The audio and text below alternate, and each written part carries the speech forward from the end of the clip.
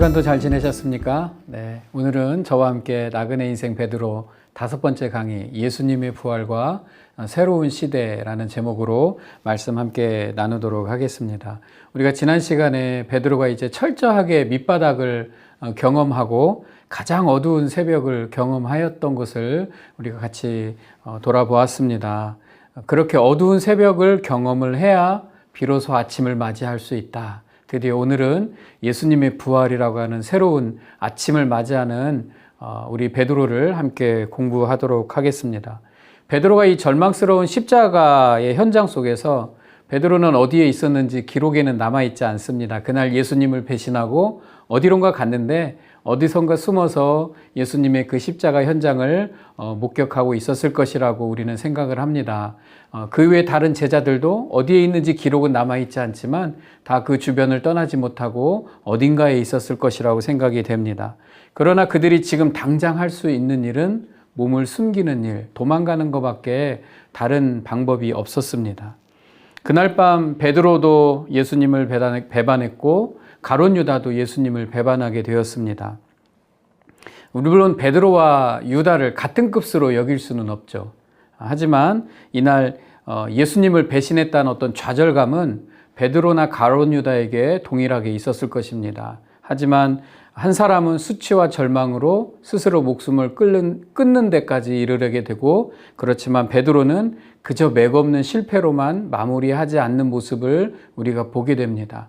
분명히 예수님께서 베드로에게 말씀을 하셨어요. 이 깊은 절망을 하되 믿음이 떨어지지 않도록 너를 위해서 기도하겠다. 예수님께서 말씀을 하셨는데 깊은 절망을 맛보았지만 베드로가 예루살렘을 도망치지는 않았습니다. 그리고 십자가 후에 제자들이 모여서 어딘가에 함께 있었던 것으로 보여지게 됩니다. 베드로는 절망할 수 있었죠. 슬퍼할 수 있었습니다. 지난 시간에 베드로의 통곡으로 마무리했듯이 그렇게 할 수는 있지만 결코 무너지거나 그것이 실패한 것이라고 여길 수는 없다라는 것입니다. 그래서 오늘 말씀으로 넘어가게 되면 드디어 새 아침을 맞게 되는 겁니다. 한번 가보겠습니다. 부활이 진짜였어? 라는 것입니다. 자, 제자들은 한 번도 믿지 못했죠. 그런데 그 부활이 진짜였다라는 겁니다. 그저 예수님에게 긴가민가 말로만 들었던 그게 무슨 말인지도 못 알아들었는데 그 부활이 진짜였다라는 거죠. 첫 번째, 빈 무덤을 향해 달려가는 베드로와 요한이 있습니다. 제자들이 한 곳에 모여서 있었다면 아마도 마지막 유월절 만찬을 했던 그 마가다락방에 다 모여 있었을 것으로 예상이 됩니다. 이제 어느덧 그곳은 제자들의 아지트가 되어버렸어요. 항상 그곳에 모여 있고 그곳에서 의논하게 됩니다. 베드로와 다른 제자들은 이제 절망하고 아직 부활 전이기 때문에 슬퍼하고 그런 어두움 가운데 거하고 있었을 것입니다. 그리고 십자가 앞에 가장 가까이 있었던 요한도 충격에 빠져 있었고, 베드로도 여전히 자기가 배신했다라는 것에 좌절하고 있었고, 또 자신들과 함께 했던 가룟 유다는 어디선가 시신으로 발견되고, 이게 이들의 지금 상황은 완전히 참담한 상황이라고 말할 수 있는 그런 상황이었습니다. 모여있지만 할 수 있는 것도 아무것도 없었습니다. 그런데 3일째 되는 날 급한 정갈이 옵니다. 예수님의 무덤을 다녀온 여인들에게서 소식이 전해오는데, 무덤에서 돌아가 이 모든 것을 11 사도와 다른 모든 이에게 알리니 많은 사람들이 함께 모여 있었다라는 거죠. 그런데 사도들은 그 예수님이 부활해서 무덤이 비었다는 소리가 옳게 들리지 않았죠. 그래서 그들의 말이 허탄한 듯이 들려 믿지 아니하나, 믿지 못했던 것이죠. 자, 이렇게 예수님의 부활의 소식이 들려오게 됩니다. 안식 후 첫날 일찍이 아직 어두울 때에 막달라 마리아가 무덤에 가서 돌이 무덤에서 옮겨진 것을 보고 시몬 베드로와 예수께서 사랑하시던 그 다른 제자 요한에게 가서 말을 하니까, 사람들이 주님을 무덤에서 가져다가 어디다 두었는지 우리가 알지 못하겠습니다라고 말할 때 베드로와 요한이 달려가서 무덤에 다다르는 모습을 보여주고 있는 것입니다. 근데 여기 보면은 요한과 베드로가 뛰어갔는데 요한복음에 요한이 먼저 도착했다. 그 예수님을 사랑하는 제자가 먼저 도착했다. 요한이 나름대로 자기가 그래도 주님을 향한 어떤 갈망이 있었다라고 표현을 해놓은 것 같습니다. 어쨌건 요한은 현장에 있었습니다. 그래서 요한복음이 현장에 있었던 요한이기 때문에 그 어떤 기술하는 부분, 서술하는 분, 기록하는 것이 좀 더 정확하지 않을까라는 생각을 해보게 됩니다. 자, 베드로와 요한이 달려갑니다. 그리고 빈 무덤을 확인하는 베드로 이렇게 나오죠. 요한이 먼저 달려왔지만 무덤 안에 선뜻 들어가지 못했습니다. 그런데 베드로는 달려오자마자 무덤에 들어가 봅니다. 그리고 세마포가 놓여 있다. 그때서야 무덤에 먼저 갔던 그 다른 제자도 들어가서 보고 믿었더라. 이렇게 표현이 나옵니다. 이 무덤 안으로 당장 들어가지 못한 것은 당시에 유대인의 풍습 우리가 너무 잘 알잖아요. 시체를 함부로 만질 수 없는 이런 어떤 풍습이 있기 때문에 선뜻 무덤 안에 들어가는 것을 꺼려하는 것은 모두가 마찬가지였을 것입니다. 그런데 베드로는 바로 뛰어 들어갔죠. 그런 규례고 뭐고 상관없이 빨리 들어가서 확인하고 싶었던 것입니다. 염려였는지 기대였는지 그것은 우리가 알 수 없지만 베드로는 속히 들어가서 그 장면을 확인하고 싶었던 것입니다. 두 사람이 이 빈 무덤을 보았어요. 그리고 증인이 됩니다. 목격했습니다. 하지만 긴가민가 했습니다. 빈 무덤을 보았다고 해서 예수님이 부활했다라는 증거는 없기 때문에 그런 것입니다. 그곳에서 예수님을 만난 것은 아니었거든요. 그러니까 누군가가 무덤에서 시체를 가져갔다라고 생각을 할 수도 있었을지도 모릅니다. 요한은 그 당시를 이렇게 기록합니다. 그들은 성경에 그가 죽은 자 가운데서 다시 살아나야 하리라 하신 말씀을 아직 알지 못하더라. 자기가 자기를 표현한 거죠. 그때는 자기들이 죽은 자가 다시 살아난다는 말이 무슨 말인지를 몰랐었다라고 요한복음에 기록하고 있습니다. 그런데 이 무덤에는 여전히 베드로와 요한을 불러 달려갔던 막달라 마리아가 남아 있습니다. 제자들은 가버렸고 막달라 마리아는 혼자 울고 있었습니다. 그렇게 무덤 안을 쳐다보면서 울고 있는데 거기에서 예수님을 만나게 됩니다. 처음에도 막달라 마리아는 예수님을 알아보지 못하고 무슨 동산지기가 있었다라고 생각을 하게 되는데 나중에 마리아야 이렇게 부르는 예수님의 음성을 듣고 그분이 예수님인 것을 알게 됩니다. 예수님을 만난 제자들보다 먼저 만난 게 막달라 마리아였죠. 그리고 예수님은 마리아를 통해서 제자들의 생각을 다시 한번 정리해 주시는 겁니다. 가서 전하라. 그의 제자들과 베드로에게 이르기를 예수께서 너희보다 먼저 갈릴리로 가시나니 전에 너희에게 말씀하신 대로 너희가 거기서 배우리라. 예전에 내가 여러 번 이야기한 그 말대로 될 거니까 걱정하지 말고 갈릴리에 가서 만나자. 그 말을 좀 전해달라고 예수님께서 말씀하시는 것입니다. 자, 갑자기 부활의 사건이 일어났습니다. 우리가 강의이기 때문에 이 극적인 장면을 막 극적으로 묘사하고 지나가고 싶지만 그러지는 못하지만 여러분들이 한번 이렇게 연상하면서 그 마음을 가지고 따라가시면 더 강의가 이해하기가 쉽게 될 겁니다. 자, 부활하셨습니다. 그런데 제자들에게는 정적의 시간이 있었습니다. 아직 긴가민가 하는 시간이었죠. 그때 예수님께서 등장을 하십니다. 여러분이라면 누가 부활했다. 그럼 당장 믿을 수 있을까요? 내 눈으로 보아도 믿지 못할 것 같은데 예수님이 부활하셨다. 무덤이 비었다. 도대체 무엇을 가지고 믿을 수 있을까? 이때 이렇게 말합니다. 마리아가 가서 예수와 함께 하던 사람들이 슬퍼하며 울고 있는 중에 이 일을 알림에 마리아가 가서 다 말을 해줬는데도 예수께서 살아나셨다는 것과 마리아에게 보이셨다는 것을 듣고도 믿지 아니하더라. 믿지 못하는 거죠. 저라도 믿지 못했을 것입니다. 그런데 한 가지 중요한 건 항상 이들이 모여 있었다라는 거죠. 슬퍼하는데 모여 있었고 아직 긴가민가한데 이들은 어쩔 줄 몰라 하면서 함께 모여 있었습니다. 그리고 제자들과 사람들은 모여서 이 부활의 소식에 놀라면서 당황하고 하나씩 정리하고 있을지 몰라요. 예수님께서 옛날에 이렇게 말씀하셨는데 그 말씀이 이 말씀인가? 하나씩 정리해보는 시간을 가지고 있었을지 모릅니다. 그런데 그 시간이 오래 걸리지 않아요. 바로 부활의 아침, 예수님께서 부활하신 그날 아침에 마리아를 만나고 베드로와 요한이 빈 무덤에 뛰어가고 모든 것을 다 확인했는데 바로 그날 저녁에 예수님께서 나타나시기 때문에 그렇습니다. 이날 곧 안식 후 첫날 저녁 때에 아침에 예수님 그 빈무덤을 확인했는데 바로 그날 저녁에 제자들이 유대인들을 두려워하여 여전히 상황은 심각한 상황이죠. 하나 나아진 건 없습니다. 문을 꼭 닫고 숨어 있었어요. 모여 있긴 하지만 숨어 있는 장면입니다. 그런데 예수께서 오사 가운데 서서 이르시되 너희에게 평강이 있을지어다 샬롬 이렇게 말씀하시는 거죠. 자, 예수님은 부활하셨습니다. 제자들 앞에 나타나셨습니다. 그리고 성경에는 여기저기 몇 번 더 나타나셨다고 우리에게 알려주고 있습니다. 그런데 그때 제자들과 오래 함께 하셨는지 그냥 잠깐 나타나셨다가 또 바로 가셨는지 그건 알 수 없지만 주님은 분명하게 제자들과 함께 하셨습니다. 그리고 예수님은 제자들에게 다시 리마인드 해주는 거죠. 갈릴리에 가서 만나자. 내가 지난번에 말했듯이 갈릴리로 내가 먼저 가 있을 거야 라고 말씀을 하십니다.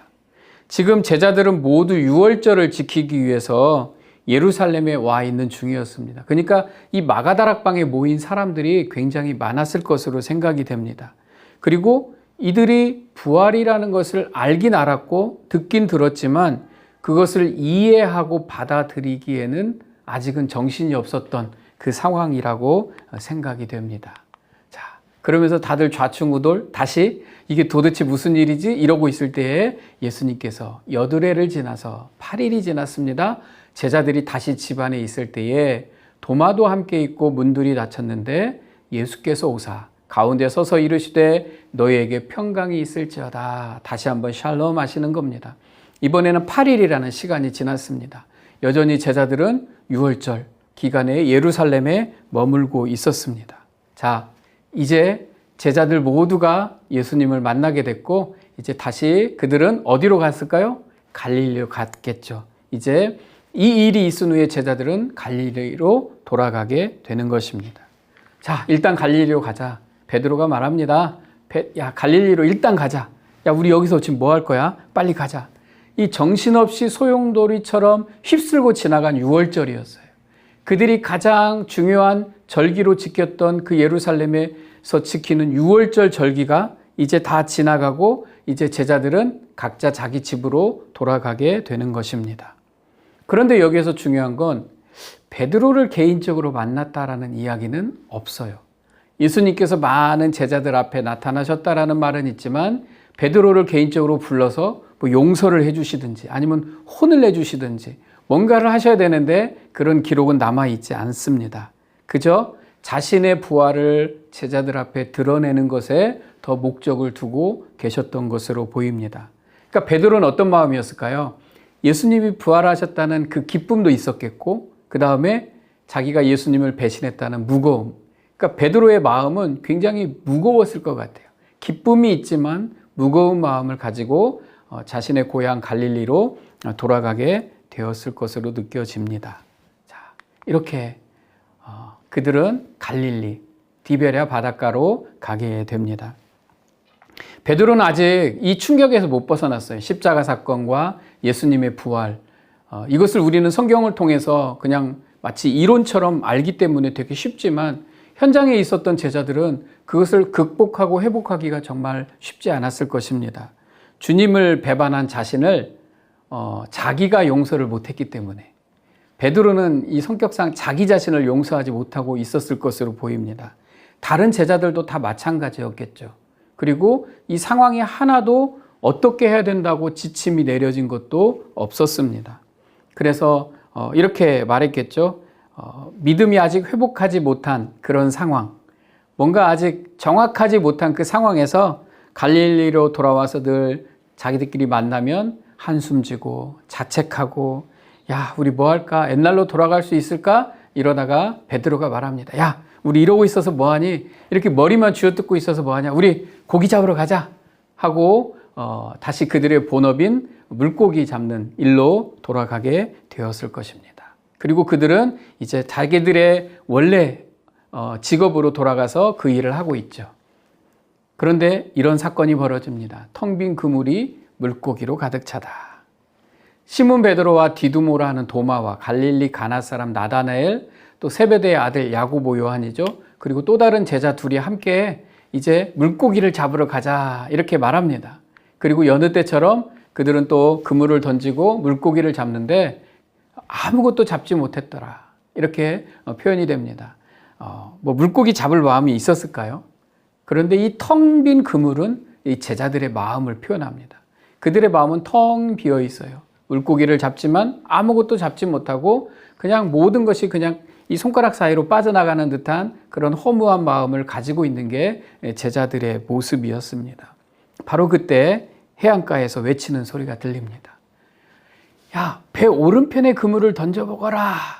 아주 크게 외쳐야 되겠죠. 해변가에서 외치니까 배 오른편에 그물을 던져라. 그리고 본능적으로 뭐 여부들이니까 또 자기들이 그물을 배 오른편에 던지게 됩니다. 마무리해야 되는 시점에 뭔가 앞에 있었던 그런 데자뷰 같은 그런 모습이 그대로 보이게 되죠. 그리고 그들은 그물을 끌어올리는데 이번에는 그 그물에 무게감이 느껴졌어요. 그리고 그 그물에 물고기가 꽉 찬 것을 확인하게 됩니다. 자, 이때 이들이 뭘 깨달았을까요? 갑자기 뭔가 탁 하고 머리에 솟아오르는 게 있었죠. 예수께서 사랑하시는 그 제자 요한이 베드로에게 이르되 주님이신 것 같아 딱 하고 소리를 지릅니다. 이때 시몬 베드로도 같은 생각을 하고 있었던 것 같아요. 그래서 벗고 있다가 주님이라 하는 말을 듣고 겉옷을 두른 후에 바다로 뛰어내려서 예수님께로 헤엄쳐 갔다. 이런 모습을 보여주고 있습니다.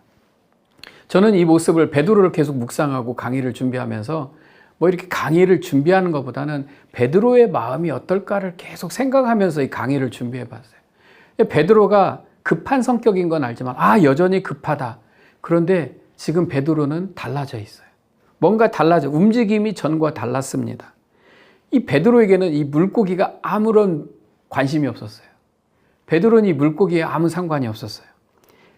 베드로의 머릿속을 채우고 있는 것은 물고기가 아니었다라는 거죠. 번뇌와 고민 속에 그냥 막연하게 그물을 던지고 있었는데 물고기가 가득 찼다라고 확인되는 순간 아마 베드로는 이걸 깨달았을 것 같아요. 내 인생에 뭘로 가득 차야 되는지 내가 알았다. 내 인생에 뭘로 가득 차야 돼. 이렇게 텅 빈 그물과 같은 그물이 꽉 무게감이 느껴졌을 때 내 인생의 그물에는 무엇으로 가득 차야 되는지를 딱 알게 되고 주님이시라라는 말을 듣고 바로 행동에 옮기게 되었다라는 거죠. 그러니까 지난날에 그냥 막연하게 성격 급한 베드로가 아니었다라는 것입니다. 그리고 베드로는 깨달았어요. 제자들에게 물었었잖아요. 예수님, 많은 사람들이 떠나는데 너희도 떠나려느냐? 너희는 무슨 목적과 이유를 가지고 나 예수를 따르느냐라는 질문을 받았을 때 베드로가 그 말에 대한 답을 하죠. 주는 그리스도시요 주는 하나님의 아들이십니다. 그런데 베드로가 그 질문을 진짜로 알은 거예요. 예전에는 그냥 그 질문을 받았고 입으로 나오는 대답을 했다면 베드로가 이 배에서 뛰어내리는 순간 베드로는 진짜로 알았어요.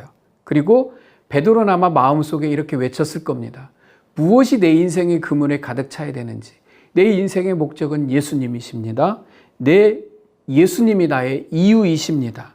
주는 그리스도이십니다. 살아계신 하나님의 아들이십니다. 저는 베드로의 이 고백이 여기에서 완성되었다라고 생각이 됩니다. 이 고백처럼 지난날에 그냥 입으로 나오는 소리가 아니라 이 마음에서 가슴에서 나오는 주는 그리스도시요 살아계신 하나님의 아들이십니다라는 고백으로 뛰어내려서 예수님께 나아가는 거죠. 바로 이 장면에 예수님을 향하는 베드로의 심장과 입술에 바로 예수님으로 가득 차 있었다고 저는 믿습니다. 베드로는 해변가로 헤엄을 쳐가서 예수님을 만나게 됩니다. 해변가에서 예수님과 조찬. 해변가에 도착하니까 베드로의 눈에 예수님이 보였습니다. 그런데 예수님께서 뭔가 가득 차려놓고 있었습니다. 육지에 올라보니 숯불이 있는데 그 위에 생선이 놓였고 떡도 있더라. 예수께서 이르시되 지금 잡은 생선을 좀 가져오라 하시니 시몬 베드로가 올라가서 그물을 육지에 끌어올리니 가득히 찬 큰 물고기가 153마리라. 이같이 많으나 그물이 찢어지지 아니하였더라. 잘 보세요. 숯불이 있고 생선이 있고 떡도 있고 또 큰 물고기 153마리가 있었다라고 성경에 표현이 됩니다. 도대체 이것이 무엇이었을까? 예수님께서 그냥 배고프니까 제자들의 배를 불리게 하려고 한 게 아니었던 거죠. 여기에는 숨은 예수님의 메시지, 이 풍성한 식사의 자리에 예수님의 메시지가 담겨 있습니다. 그 메시지 첫 번째가 바로 숯불입니다. 숯불은 바로 회복을 뜻합니다. 베드로는요, 한동안 이 숯불에 대한 이 트라우마가 있었을 것입니다. 왜냐하면 그 불이 피어진 자리에서 예수님을 배반하고 예수님을 저주하면서 나는 모른다니까 막 이랬었거든요. 베드로가. 그러니까 언젠가 베드로가 한번 털어버려야 될 일이 바로 이 숯불이었습니다. 그러니까 가장 앞장서서 섬기던 사람이었던 만큼 더 가장 큰 회복이 필요한 게 바로 베드로였는데 예수님께서는 그 베드로와 제자들 앞에서 이 숯불을 피우고 계셨다라는 겁니다. 굳이 성경에 아침을 준비하셨더라 이렇게 안 하고 이 숯불을 다 기록한 거에는 이유가 있다라는 겁니다. 그게 바로 회복입니다. 회복. 두 번째는 물고기와 떡. 물고기와 떡입니다. 이건 소망입니다. 예수께서 가셔서 떡을 가져다가 그들에게 주시고 생선도 그와 같이 하시니라. 여러분, 떡과 생선입니다. 이렇게 하면 잘 이해가 안 가지만 오병이어 하면 떡과 물고기가 생각이 나실 겁니다. 자, 이 예수님께서 제자들을 위해 밥상을 차려주신 거죠. 책망하고 질책하기 위해서 마련하신 자리가 아닙니다. 예수님이 차려놓으신 떡과 생선, 물고기는 마치 오병이어의 기적을 생각나게 하는 겁니다. 지난달 예수님과 함께 파란만장한 그런 사역을 하고 같이 신앙생활을 했던 그 모습이 다시 떠오르게 되고 바로 그 기적의 영광을 다시 맛볼 수 있게 될 것이라는 것을 예수님께서 간접적으로 알려주고 계시는 겁니다. 제자들이 아마 그랬을 거예요. 우리 그런 시절이 올까? 그때가 좋았는데. 근데 예수님께서 그들에게 직접 떡과 생선을 주시면서 그때가 다시 올 것이다 라고 소망을 주시는 게 바로 이 장면입니다.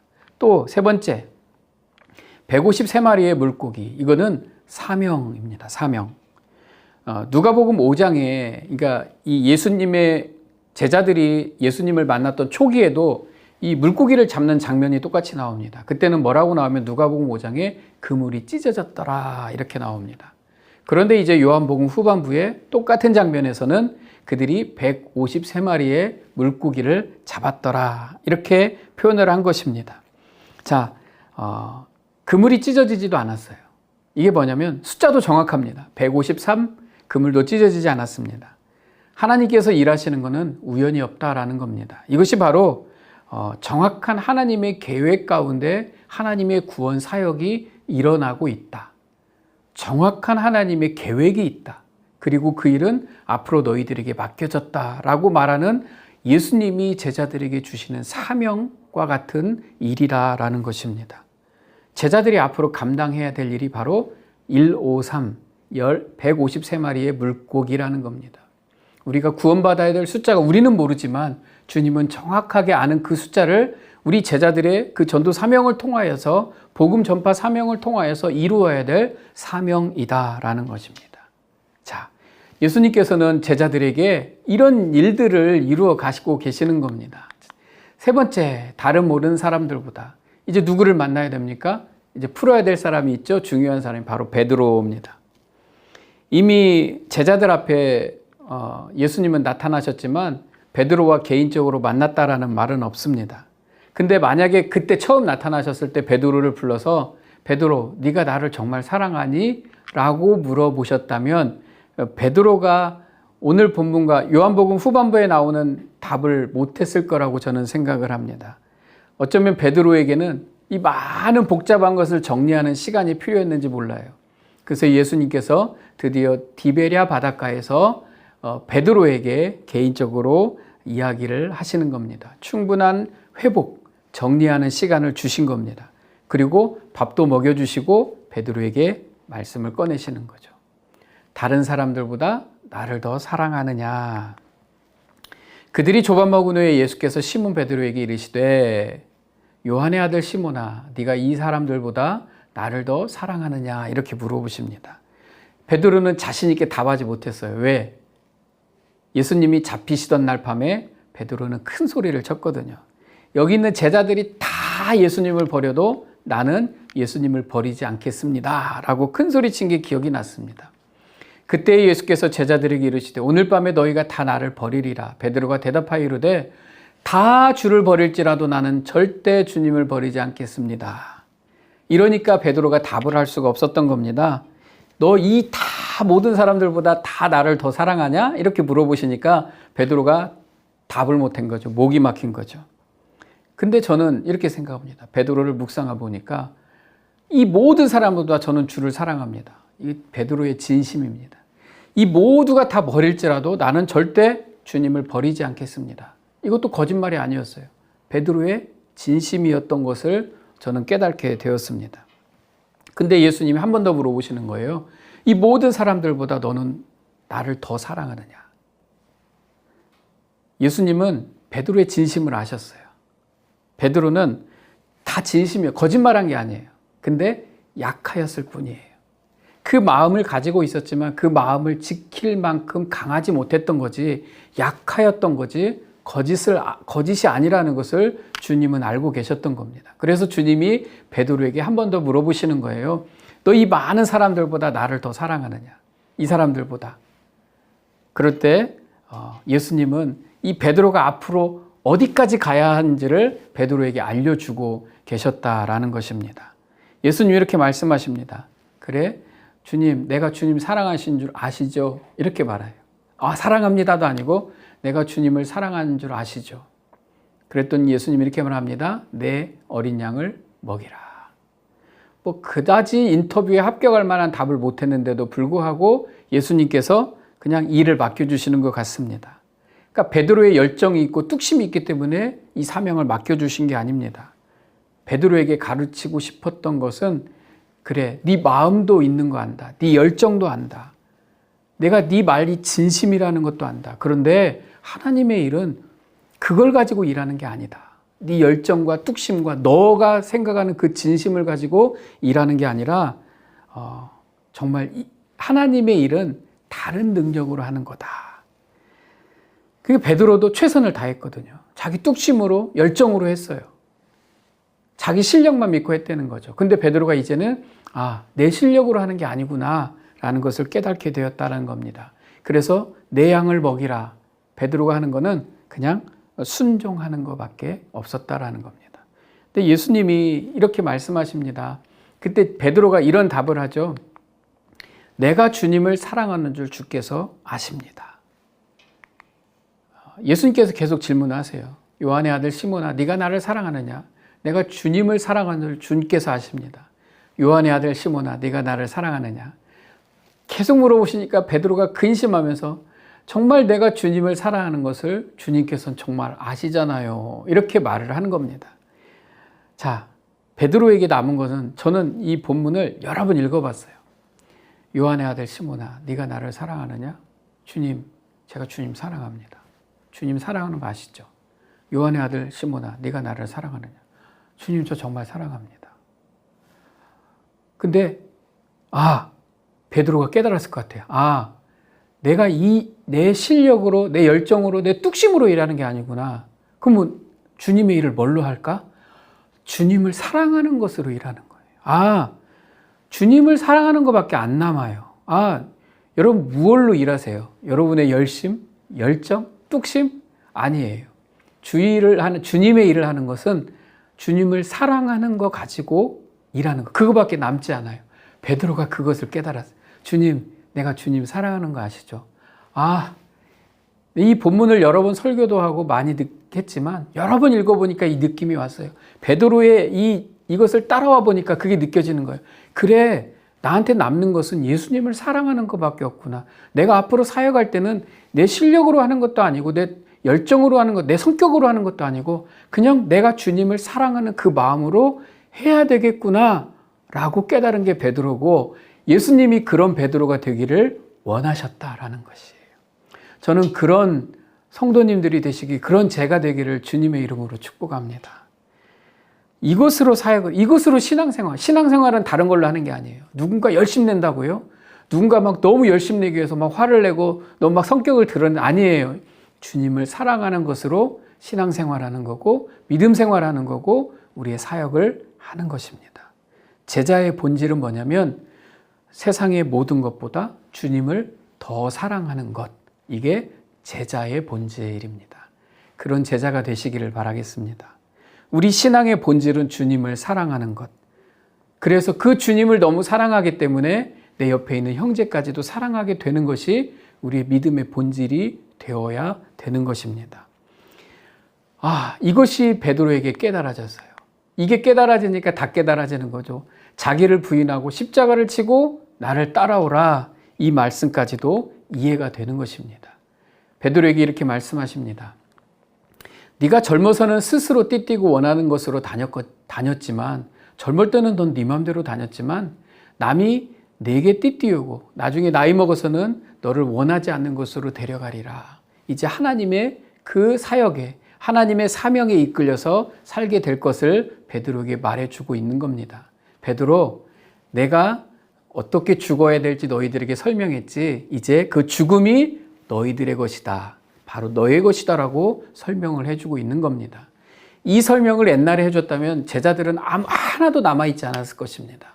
그러나 지금 이 시점에서 예수님께서 이 말씀을 하실 때에 제자들은 이 말이 무슨 말인지 깨달아졌고, 이 말을 다 받아들이고, 내가 어떠한 죽음이 오더라도 예수님을 사랑하는 것을 결코 버리지 않겠다고 고백하고, 내 인생은 나를 부인하고 십자가를 지고 주님을 따라가는 것이다라고 모든 제자들이 다 고백하게 되었다라는 겁니다. 그 안에 선봉장으로 선 것이 바로 베드로다라는 것입니다. 그렇기 때문에 베드로는 나를 따르라, 이 말에 사랑의 마음으로 순종하고 있는, 토를 달 일이 없다라는 거죠. 그저 주님을 사랑하기 때문에 따라가고 있는 겁니다. 베드로는 이제 덤벙대는 그 베드로가 아니었어요. 너무나 큰 터널을 통과했어요. 너무 큰 시험장을 통과했어요. 예수님은 이 일을 통해서 베드로에게 초대교회를 세우게 하시고, 또 이방인에 대한 복음 전파의 문을 열게 하시고, 또 이 모든 일들은 결국 예수님을 사랑하는 그 마음을 기본으로 해서 해야 된다는 것을 베드로를 통해서 저와 여러분에게 알려주고 계시는 겁니다. 자, 베드로는 여기까지만, 복음서에는 여기까지만 이야기가 나옵니다. 앞으로는 이제 사도행전과 그 다음에 바울이 쓴 편지, 그 다음에 베드로 전후서를 통해서 베드로의 행적을 알아볼 수가 있게 됩니다. 자, 예수님께서 부활하셨습니다. 이제부터 실전이다. 왜? 예수님이 승천하시고 예수님이 떠나시기 때문에 그렇습니다. 예수님께서 승천하시면서 제자들에게 당부하시게 됩니다. 제자들과 함께 했던 시간은 약 한 달 정도 됩니다. 40일 후에 부활하시고 나서 40일 후에 승천하시기 때문에 한 달 여간 예수님께서 제자들과 함께 했다고 볼 수가 있습니다. 사도들과 함께 모이사 그들에게 분부하여 이르시되, 이렇게 예수님께서 분부하시죠. 예루살렘에 떠나지 말라. 예루살렘에 있어라. 그리고 내게 들은 바 아버지께서 약속하신 것을 기다려라. 그리고 너희들이 성령으로 세례를 받을 것이다.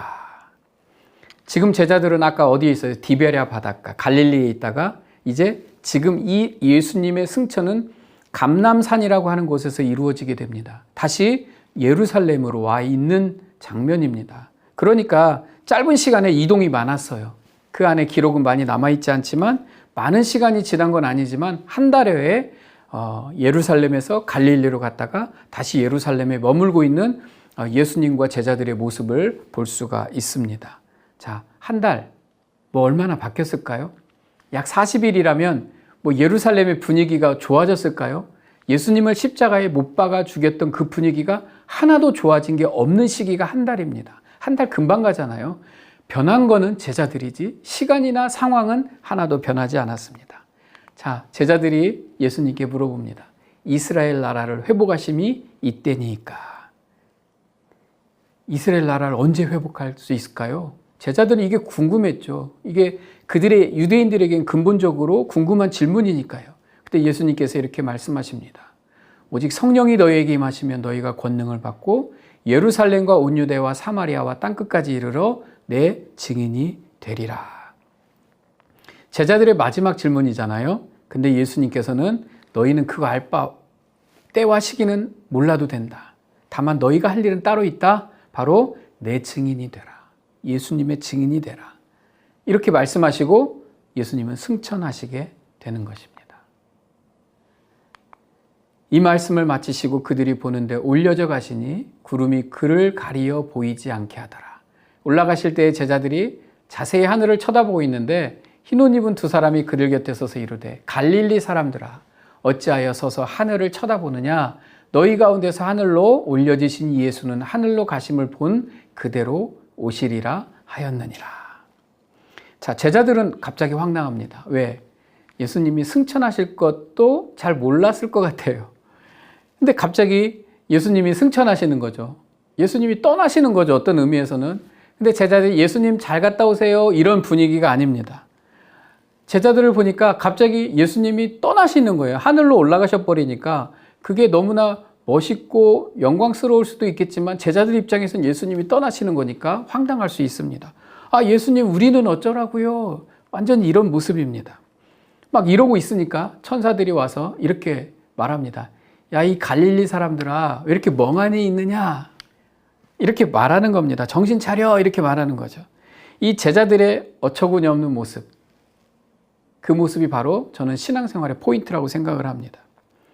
예수님을 만나면 우리는 기쁘고 즐겁고 간증하고 고백하지만 그게 그렇게 오래 가지는 않습니다. 40여일이 지나고 나면 김이 빠져요. 예수님을 처음 믿을 때는 막 감동되지만 한참 되면 또 그게 너무 우리한테 익숙해지고 매너리즘에 빠지게 됩니다. 근데 이것은 우리가 연약하고 무기력해서 이런 상황이 된 게 아니라 우리는 다 그럴 수밖에 없어요. 그래서 예수님이 이렇게 이 포인트를 만들어 놓으신 것 같아요. 이 신앙생활에는 두 포인트가 있는데 그게 뭐냐면 예수님을 만나는 것. 예수님을 만나서 너무 기쁘고 막 감격하고 콧물을 흘리고 눈물을 흘리지만 그 다음에는 승천하신 예수님을 바라보고 황당해하는 것. 저는 이게 신앙의 두 가지 포인트라고 생각합니다. 황당해하면서 뭘 해야 되는 거예요? 내게 예수님이 떠나고 난 이 땅을 살아내는 것. 이 삶을 살아내는 것. 이게 두 번째 포인트라는 겁니다. 첫 번째는 예수님을 만나고 감격하는 것. 두 번째는 우리가 이 땅을 살아내는 것. 제자들은 이제 예수님이 승천하시고 나서 자기들이 이 땅의 삶을 살아내야만 했다라는 것입니다. 근데 사람들은요, 이 두 가지를 다 못해요.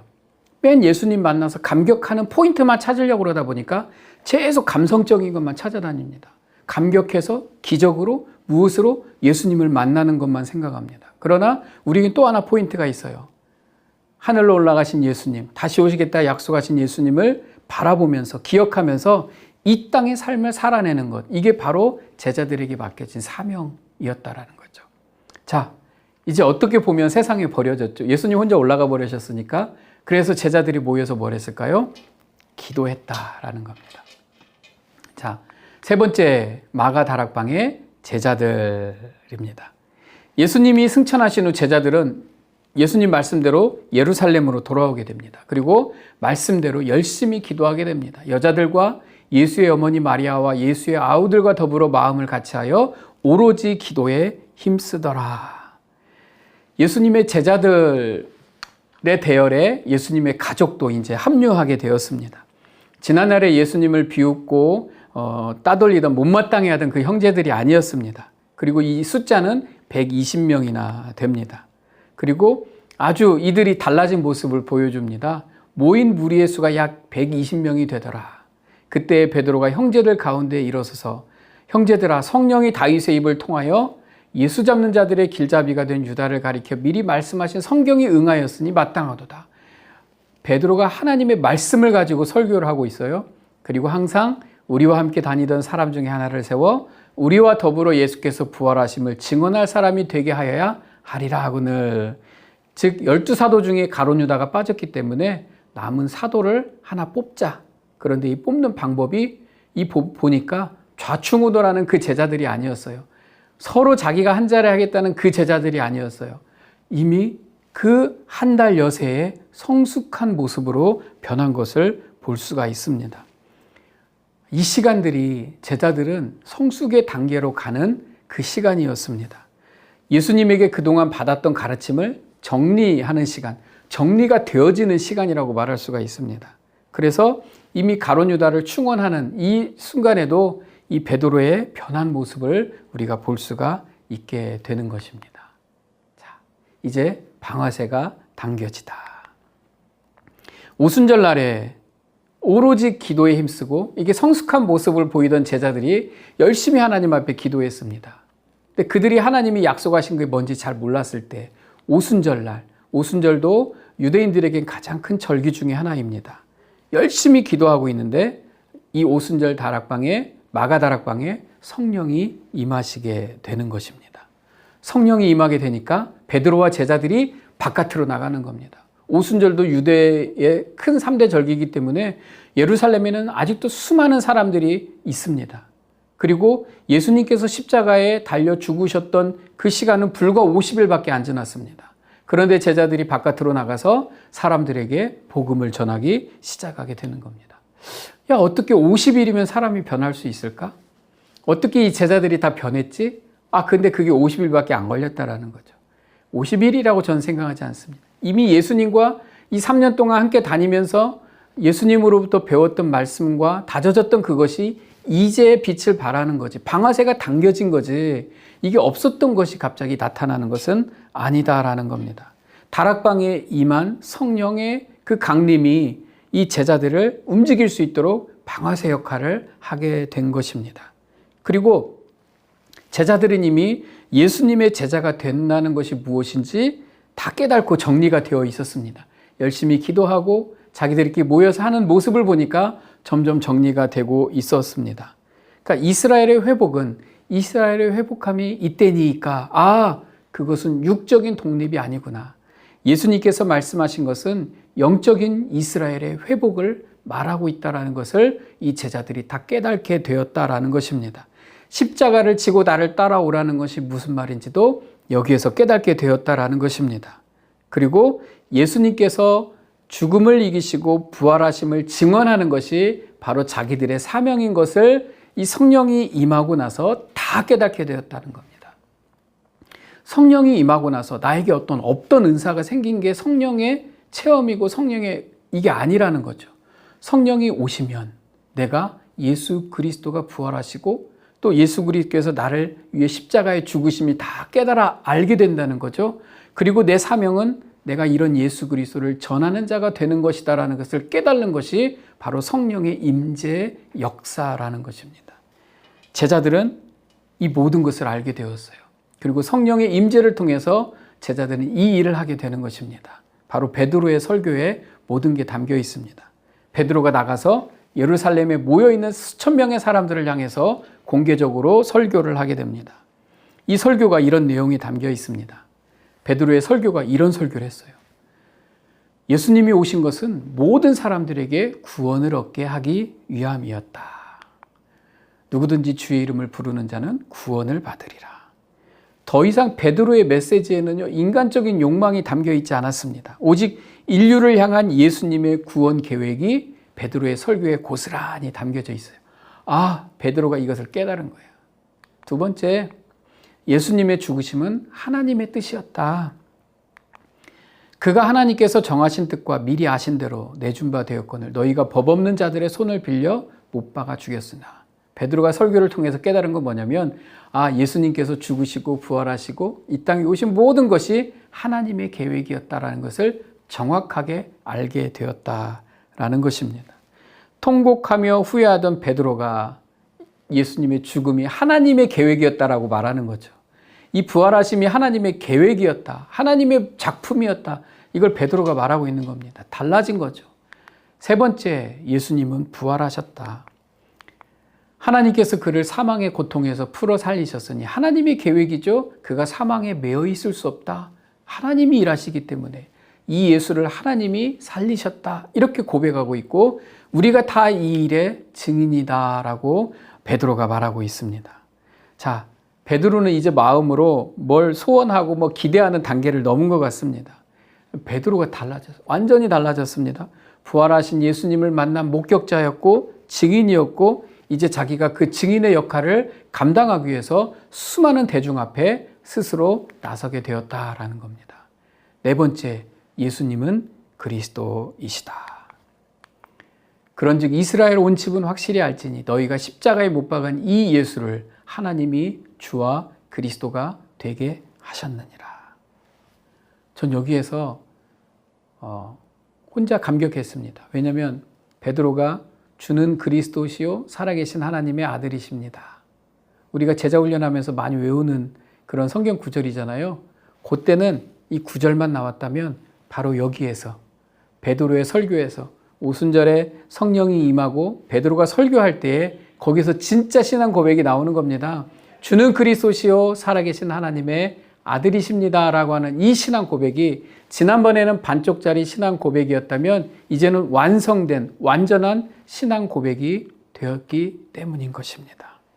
주는 그리스도시요 살아계신 하나님의 아들이십니다. 글귀는 그대로였지만 베드로의 입술에서 나오는 이 고백은 분명히 달라진 완성된 고백이다라는 겁니다. 저는 이 고백을 우리가 할 수 있어야 된다고 생각을 합니다. 주는 그리스도십니다. 살아계신 하나님의 아들이십니다. 이 고백이 우리의 고백이 되어야 합니다. 완전히 달라진 베드로. 자, 베드로는 더 이상 두려움이 없어요. 공공장소에서 예전에 두려워서 예수님을 부인하던 그 베드로가 아닙니다. 이제는 옛날 그 베드로로 말하면 안 되는 사람이 되었습니다. 사람들에게 권면하고 신앙의 방향성을 정해주고 너희들이 어떻게 해야 살아날 수 있다라고 말을 해주는 담대함까지 갖추고 있었습니다.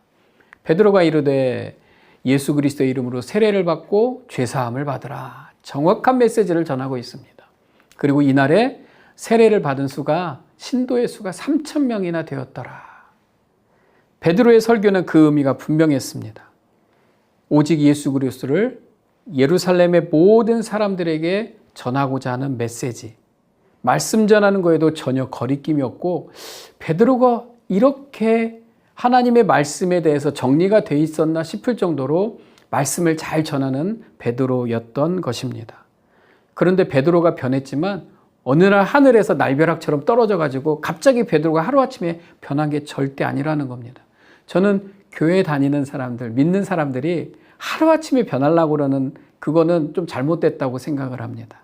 하루아침에 예수님을 만날 수는 있겠지만 변하는 건 하루아침에 변하지 않습니다. 예수님과 함께 하면서 보고 듣고 배우고 실패하고 넘어지고 좌절하고 이 모든 것을 겪어서 이게 쌓이고 쌓여서 푸석푸석하던 베드로가 단단한 베드로가 되어진 것입니다. 이게 우리의 신앙생활이고 믿음 생활입니다. 근데 사람들은 하루아침에 변하는 걸 자꾸 찾아다니려고 합니다. 아무리 찾아도 그렇게 되지 않습니다. 그래서 우리 인생에 있는 어려움과 고뇌와 어려움, 기도 제목 이런 것들이 어쩌면 나를 단단하게 하고 있는 하나님께서 사용하시는 도구가 되고 있는지 모릅니다. 그래서 너무 좌절하지 말아야 됩니다. 하나님께서, 예수님께서 우리가 힘들어도 그 믿음이 떨어지지 않기를 기도하신다라고 말씀하셨던 것처럼 우리는 예수 그리스도를 붙잡고 힘을 내어야 되는 것입니다. 베드로가 왜 초대교회의 위대한 사도가 되었는지, 그 교회의 리더가 되었는지는 바로 이런 과정이 있었기 때문에 가능한 것이었습니다. 베드로는 그냥 리더가 아니었어요. 실패를 경험하고 좌절을 지나갔던 리더였습니다. 그렇기 때문에 그 베드로가 수많은 사람들의 마음, 수많은 좌절하고 실패하는 사람들을 예수 그리스도께로 인도하는 그리스도의 증인이 될 수가 있었다라는 것입니다. 우리는 이제 베드로를 통해서 더 많은 문들이 열리는 것을 우리는 보게 됩니다. 베드로가 이 땅의 많은 자들에게 그리스도의 복음이 전해질 수 있도록 문을 막 열어가고 있는 모습을 우리는 또 다음 강의를 통해서 보게 될 것입니다. 어떻게 베드로를 통해서 이 땅에 더 많은 구원의 문들이 열려가는지 또 공부를 통해서 다음 주에 또 함께 볼 수 있도록 하겠습니다. 그래서 다음 주는 베드로의 담장 무너뜨리기라는 제목으로 또 강의 함께 하도록 하겠습니다. 오늘 또 강의 함께 해주셔서 감사합니다. 수고하셨습니다. 다음 주에 뵙겠습니다.